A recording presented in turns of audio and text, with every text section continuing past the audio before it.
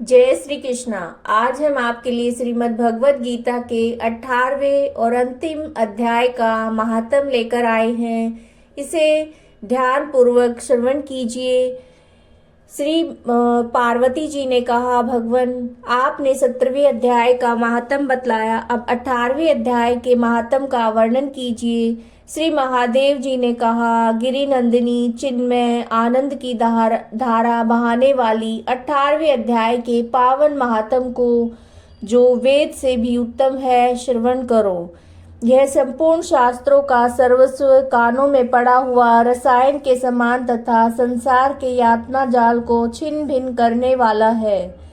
सिद्ध पुरुषों के लिए ये परम रहस्य की वस्तु है। इसमें अविद्या का नाश करने की पूर्ण क्षमता है। यह भगवान विष्णु की चेतना तथा सर्वश्रेष्ठ परम पद है। इतना ही नहीं, यह विवेकमयी लता का मूल, काम क्रोध और मद को नष्ट करने वाला है। इंद्र आदि देवताओं के चित्त का विश्राम मंदिर तथा सनक सनंदन आदि महायोगियों का मनोरंजन करने वाला है। इसके पाठ मात्र से यमदूतों की गर्जना बंद हो जाती है। पार्वती, इससे बढ़कर कोई ऐसा रहस्यमय उपदेश नहीं है जो संतप्त मानवों के त्रिविध तप को हरने वाला और बड़े बड़े पातकों का नाश करने वाला हो। 18वें अध्याय का लोकोत्तर महात्म है। इसके संबंध में जो पवित्र उपाख्यान है उसे भक्ति पूर्वक सुनो। उसके श्रवण मात्र से जीव समस्त पापों से मुक्त हो जाता है। मेरुगिरी के शिखर पर अमरावती नाम वाली एक रमणीय पुरी है। उसे पूर्व काल में विश्वकर्मा ने बनाया था।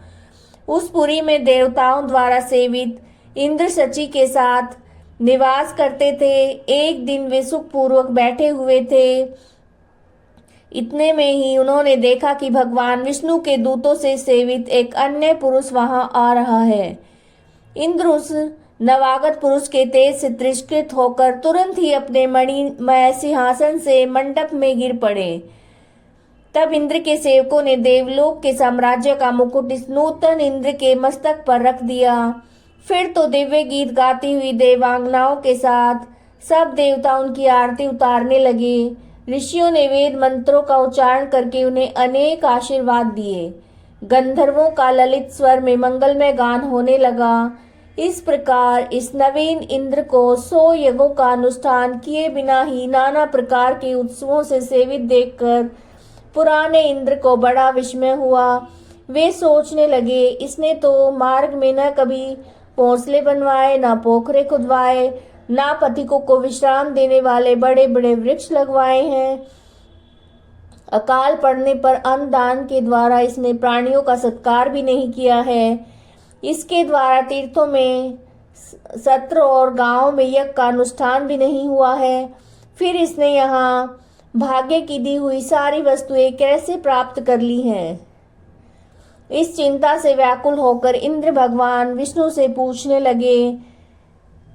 पूछने के लिए प्रेम पूर्वक क्षीर सागर के तट पर आ गए। वहां अकस्मात अपने साम्राज्य से भ्रष्ट होने का दुख निवेदन करते हुए बोले, लक्ष्मीकांत, मैंने पूर्व काल में आपकी प्रसन्नता के लिए 100 यज्ञों का अनुष्ठान किया था। उसी पुण्य से मुझे इंद्र पद की प्राप्ति हुई थी। किंतु इस समय स्वर्ग में कोई दूसरा ही इंद्र अधिकार जमाए बैठा है। उसने तो ना कभी धर्म का अनुष्ठान किया, न यज्ञों का। फिर उसने मेरे दिव्य सिंहासन पर कैसे अधिकार जमाया है।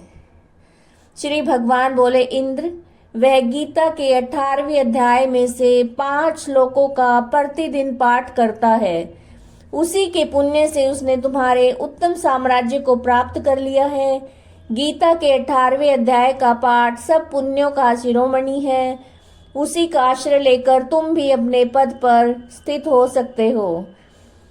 भगवान विष्णु के वचन सुनकर, उस उत्तम उपाय को जानकर इंद्र ब्राह्मण का वेश बनाए गोदावरी के तट पर गए और वहां उन्होंने कालिका ग्राम नामक उत्तम और पवित्र नगर देखा, जहां काल का भी मर्दन करने वाले भगवान कालेश्वर विराजमान है। वही गोदावरी तट पर एक परम धर्मात्मा ब्राह्मण बैठे थे जो बड़े ही दयालु और वेदों के पारंगत विद्वान थे। वे अपने मन को वश में करके प्रतिदिन गीता के 18वें अध्याय का स्वाध्याय किया करते थे। उन्हें देखकर इंद्र ने बड़ी ही प्रसन्नता के साथ उनके चरणों में मस्तक झुकाया और उन्हीं से 18वें अध्याय को पढ़ा। फिर उसी के पुण्य से उन्होंने श्री विष्णु जी का सायुज्य प्राप्त कर लिया। इंद्र आदि देवताओं का पद बहुत ही छोटा है, ये जानकर वे परम हर्ष के साथ उस उत्तम बैकुंठ धाम को गए। अतः यह अध्याय मुनियों के लिए श्रेष्ठ परम तत्व है। पार्वती 18वें अध्याय के इस दिव्य महात्म का वर्णन समाप्त हुआ। इसके श्रवण मात्र से मनुष्य के सभी पाप छूट जाते हैं। इस प्रकार संपूर्ण गीता का पाप नाशक महात्म बतलाया गया है। महाभागे जो पुरुष श्रद्धा युक्त होकर इसका श्रवण करता है वह समस्त यज्ञों का फल पाकर अंत में श्री विष्णु जी का सायुज्य प्राप्त कर लेता है। यह श्रीमद् भगवत गीता के 18वें अध्याय का महात्म था। अगर आपको वीडियो पसंद आई है तो लाइक कीजिएगा, चैनल को सब्सक्राइब कीजिएगा। जय श्री कृष्णा।